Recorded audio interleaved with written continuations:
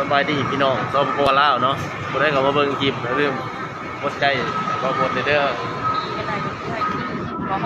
วันนี้ก็มาขี่รถไฟพี่เนาะพี่น้องเนาะ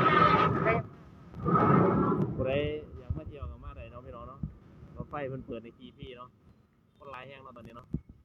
คนมาเที่ยวหลายเนาะบ่ได้อยากมาเที่ยวมาหยังก็มาได้พี่น้องเพิ่นเปิดในขี่พี่ยันที่เบสเนาะตัดเป็นจีนเนาะ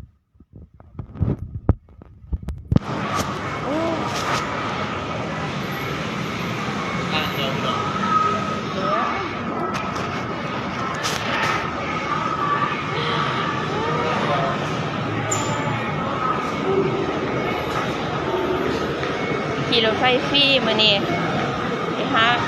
ไปต่อบัสพี่น้องไปต่อบัส คลิปนี้สนใจเลยพี่น้องกดติดตามของโมเดลเด้อ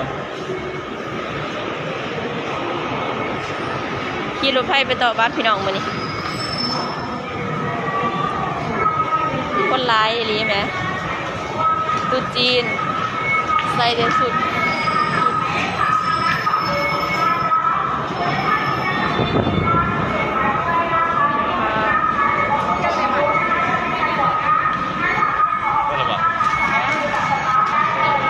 เอานะยังมือเขาบอกว่างนี่